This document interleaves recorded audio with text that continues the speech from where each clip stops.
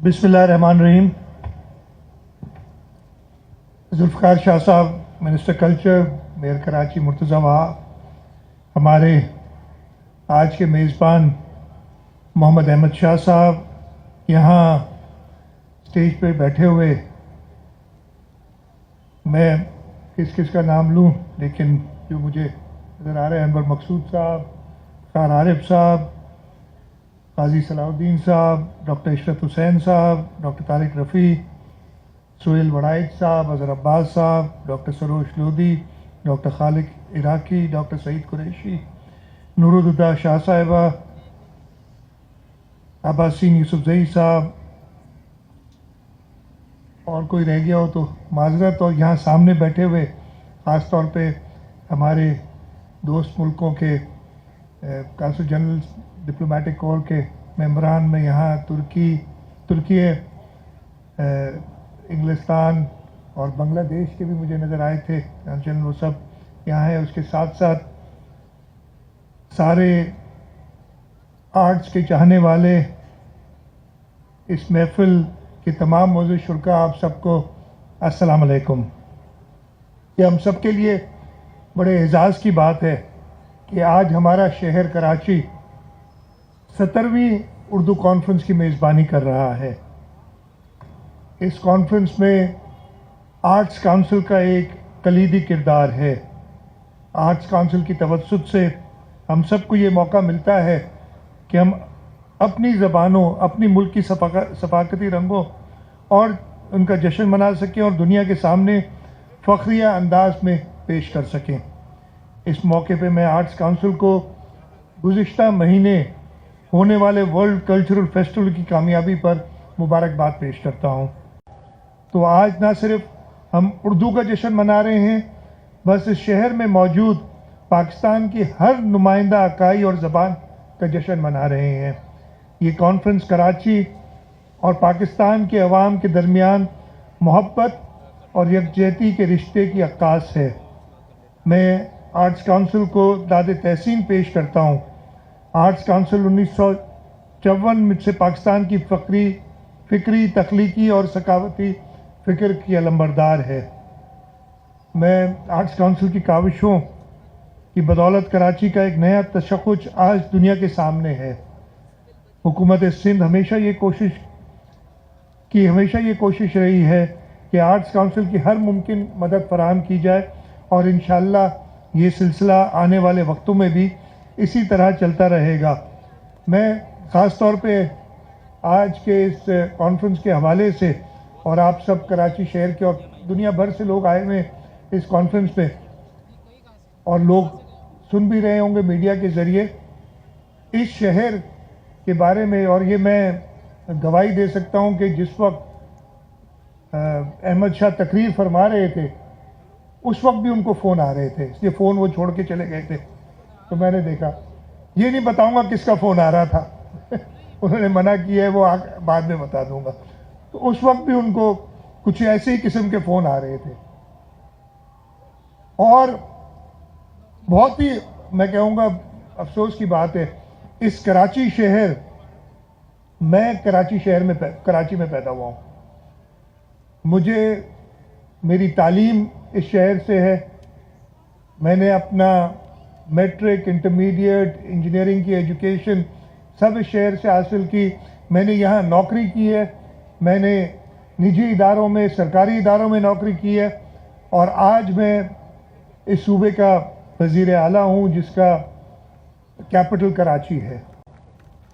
हम अपने हाथ से, अपनी ज़बान से अपने मुल्क और अपने ख़ास तौर पे इस शहर को दुनिया भर के सामने ख़राब करके पेश करते हैं। मेरा नहीं ख्याल कि इससे बेहतर शहर पूरी दुनिया में कोई है। मैंने भी पूरी दुनिया घूमी है। आए हम सब मिलके, जो मसाइल हैं, आज सुबह मैं एक इवेंट पे था, तो वहाँ एक इंटरनेशनल पार्टनर्स का हमारे इवेंट था। उसमें एक साहब ने, यूनाइटेड नेशंस के थे, उन्होंने तकरीर की। वो मॉन्ट्रियल के रहने वाले थे। तो उन्होंने बताया कि मॉन्ट्रियल शहर, जिसकी आबादी 10 लाख है, 1 मिलियन पीपल, उसका जो एजुकेशन का बजट है वो पूरे सिंध के एजुकेशन के बजट का 3 गुना है। अब ये रिसोर्सेज उन ममालिक में मौजूद हैं। हमारे यहाँ मसला क्या है कि जहाँ रिसोर्सेज है, और मैं थोड़ा सा शायद तलक बात कर दूँ, इस जगह पे आने से पहले मैं सिंध मदरसतुल इस्लाम गया हुआ था। वहाँ प्रोफेसर हशमतुल्लाह लोधी साहब की याद में उन्होंने एक यूथ डेवलपमेंट सेंटर बनाया, इसलिए कि वो 36 साल तक उस इदारे को उन्होंने सर्व किया था। बल्कि जहाँ तक मुझे याद पड़ता है वो आर्ट्स काउंसिल के भी वाइस चेयरमैन रहे हैं। और मैं देख रहा हूँ उनके बेटे तो अच्छा वाइस प्रेसिडेंट रहे हशमतुल्लाह लोधी साहब। मैं वहाँ खड़ा था तो मैंने वो 1881 का जो हमारा सिंध मदरसतुल इस्लाम है, जो कि खान बहादुर हसन अली अफंदी ने बनाया था, हुकूमत के रिसोर्सेज से चल रहा है, उसके बिल्कुल सामने, मैं नाम नहीं लूंगा, आप सब जान जाएंगे, एक इमारत है जो शायद उतनी ही पुरानी है या शायद उससे थोड़ी नहीं हो, इतनी खूबसूरत इमारत। अच्छा, सिंध मदरसतुल इस्लाम को भी देखा, जो रिसोर्सेज मौजूद थे उससे उन्होंने उसका, मैं कहता हूं, एक मुनासिब ख्याल रखा हुआ है। उसके सामने एक इमारत थी जिसमें ये मैं गारंटी से कह सकता हूं कि पाकिस्तान के अमीर तरीन लोगों में उस इमारत में वो रहते हैं। उसकी जो हालत थी बाहर से मैंने देखा, अगर हम अपने मुल्क को अगर मैं अपने घर को ओन नहीं करूंगा तो कोई और आके मेरे लिए नहीं करेगा कि आप जाके दूसरों को कहते रहें। हम सब ने अपने शहर को ओन करना है। हाँ, प्रॉब्लम्स हैं, प्रॉब्लम्स अभी की नहीं है। जैसे अभी गाजी सलाउद्दीन साहब ने बताया, शायद आपने ही कहा था या अहमद शाह साहब ने कहा था कि शायद ही दुनिया में कोई ऐसा शहर है जिसकी आबादी इतनी तेजी से बढ़ी हो जो कराची की बढ़ी है। गाजी सलाउद्दीन साहब ने कहा था। और उसके साथ ये आबादी अभी नहीं बढ़ी, और इसमें कई अदवार आए हैं। मुर्तज़ा वहाब को तो अभी क्या 1.5 साल हुआ है, 2 साल, मुर्तज़ा उठ के चला गया, यही है। कितने साल हुए आपको? 1.5 साल हुआ है इस शहर को संभाले हुए, और फर्क आपको कुछ ना कुछ नजर आ रहा होगा, जो रिसोर्सेज हमारे पास मौजूद हैं। लेकिन जो यहां दिहाइयों से काम करते चले आ रहे थे, और मैं ये कहूँगा ना सिर्फ उन्होंने, वो तो अहमद शाह के तो शायद बहुत ही खिलाफ थे जो आपने बताया। आज मुझे नहीं पता था कि फ़ोन लंदन से भी आते हैं, इतने अहम शख्सियतें हमारे लिए कभी लंदन से फ़ोन नहीं आए। लेकिन इस शहर को जिस तरीके से, मैं क्या कहूँ, लफ्ज़ कोई समझ नहीं आ रहा मुझे। आप इस शहर की प्लानिंग देख लें जो 60s, 70s, इवन 80s तक हुई है। हर जगह पे, आप चाहे नॉर्थ कराची चले जाएं, आप चाहे कोरंगी चले जाएं, वहाँ जो सड़कें मौजूद हैं वो 4-4 या 6-6 लेन की सड़कें हैं। बीच में उसमें आइलैंड भी है, दोनों तरफ स्टॉर्म वाटर ड्रेन्स भी हैं, सर्विस रोड्स भी हैं, सब इंक्रोच्ड है। ये अभी नहीं हुए। अच्छा, एक बार आप इंक्रोचमेंट करा दें और लोगों को दुकानें अलॉट कर दें नालों के ऊपर, उनको हटाना बड़ा मुश्किल हो जाता है। और मैं जिस जमात से ताल्लुक़ रखता हूँ उसका तो पूरा लॉजिक या उसकी माइंडसेट ही है कि लोगों को तकलीफ़ नहीं पहुँचानी है। अब आपने इस मुश्किल में हमें डाल दिया है, लेकिन इंशाअल्लाह ताला हम इस मुल्क के सूबे शहर के लोगों की खिदमत करते रहेंगे। लेकिन मैं सिर्फ ये कहूँगा कि अपना हिस्सा भी हर एक डालें। सिर्फ शिकायतें करके काम नहीं बनेगा। आप जैसे मैंने बताया उस इमारत की, अब वो समझ गए होंगे लोग जो समझने वाले कि मैं किस इमारत की बात कर रहा हूँ, उनको मैं ज़रूर उनसे बात करूँगा कि शिकायतें तो बहुत करते हैं, अपने घर को तो ठीक कर लें। उसके लिए तो कोई आपको हुकूमत की ज़रूरत नहीं है, उसको बाहर से सिर्फ प्रेजेंटेबल रखने के लिए। तो ये चीज़ें जो हैं मैं कहना चाह रहा था। मैं एक बार फिर अहमद शाह साहब का बहुत शुक्रगुजार हूँ। आपने जैसे انور مقصود صاحب نے کہا کہ 8 منٹ ہو گئے مقصود صاحب, میں کوئی سزا تو نہیں ملے گی مجھے؟ 5 ہوئے. یہ گھڑی ان کے ہاتھ میں, اس لیے یہ میری سپورٹ کریں گے مجھے پتہ ہے. انور صاحب کوئی سزا تو نہیں ملے گی نا؟ پتہ نہیں اس کے بعد آگے کچھ کہہ دیں. اس آرٹس کاؤنسل کے بارے میں آپ نے دیکھی تو صحیح, جو کاوشیں ساری 1954 سے لے کے ہیں.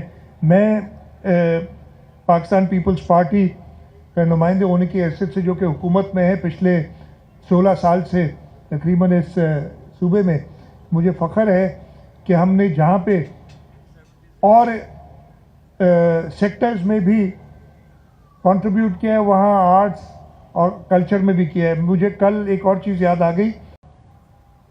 اس فیسٹیول میں جیسے آپ نے دیکھا بھی 44 ملکوں کے 500 سے زیادہ فنکاروں نے شرکت کی تھی, اور کراچی شہر کے لیے یہ ایک بہت بڑا ایونٹ تھا جس میں جو کراچی کے بارے میں بہت باتیں کی جاتی ہیں, کافی لوگوں کا اس میں منہ بند کر دیا. آج کی یہ کانفرنس اردو زبان کے حوالے سے, اردو زبان بر صغیر کی پہچان ہے. یہ بادشاہوں راجے مہاراجوں کی نہیں بلکہ عام لوگوں کی زبان تھی اور ہے.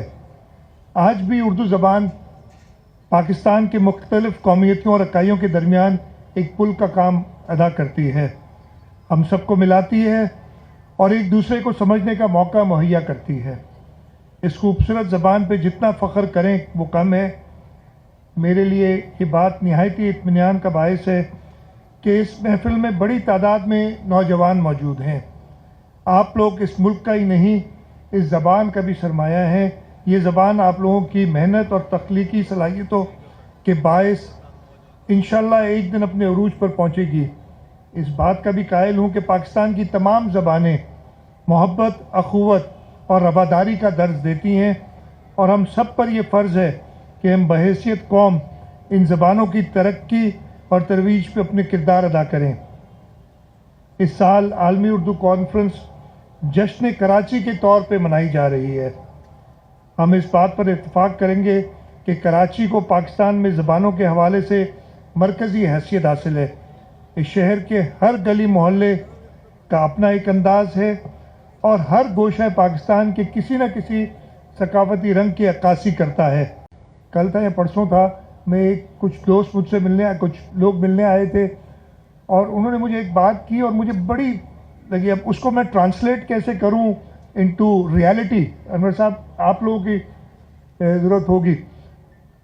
اس نے مجھے کہا کہ شہید ذوالفقار علی بھٹو نے سوشل میڈیا کے تھرو اپنا جگہ نہیں بنائی تھی, انہوں نے جیوے پاکستان کہہ کے اپنی جگہ بنائی تھی. انہوں نے کلچر اور آرٹس کا سہارا لیا تھا. اللہ تعالی ہمیں بھی توفیق دے کہ ہم یہ آرٹس کا سہارا لے کے جو سارے لوگ ہیں ان میں ہم آہنگی پیدا کر سکے, دوستیاں پیدا کر سکے, اور جو نفرتیں ڈال دی گئی ہیں, یعنی سوائے کسی اور کی شکایت کے کچھ اور ہمیں آتا نہیں ہے. میں تو کہتا ہوں بھول جائیں جو ماضی تھا, آئیں آگے ساتھ بڑھ کے چلیں. ہم تیار ہیں آپ کے ساتھ, ہر ایک کے ساتھ کام کرنے کے لیے. اور یہ نہ صرف میں بلکہ میرے پارٹی لیڈر نے اس کا مظاہرہ بھی کیا ہے کہ وہ انکلوسیوٹی چاہتے ہیں, ایکسکلوسیوٹی نہیں. وہ ابھی حالیہ 26ویں آئینی ترمیم میں آپ نے دیکھ لیا تھا کہ کس طریقے سے ہر جماعت کو انہوں نے اپروچ کیا تاکہ ایک متفقہ فیصلہ ہو. تو ہماری یہی کوشش ہے کہ ہم سب کو ساتھ لے کے چلیں اس شہر, اس صوبے, اس ملک کی بہتری کے لیے. اور انشاءاللہ تعالی مجھے پورا یقین ہے کہ جو نوجوان ہیں وہ یہ بات سمجھیں گے, اور نوجوان جن کا ابھی دماغ انفارچونیٹلی سوشل میڈیا کے ذریعے بہت زیادہ پولیوٹ کر دیا گیا ہے, وہ حقیقت سمجھیں گے. اس ٹائپ کے اور ایونٹس ہوں گے. آپ کو اگر ہسٹری دیکھنی ہے, آج جیسے میں گیا تھا سندھ مدرسۃ الاسلام, چلے جائیں کہ کس قسم کی انسٹیٹیوشن ہمارے بڑوں نے ادھر بنائی تھی اور ہم کیا کر رہے ہیں. میں اس میں اپنے آپ کو بھی قصوروار ٹھہراؤں گا دوسروں کے ساتھ, لیکن میں اکیلا کچھ نہیں کر سکوں گا.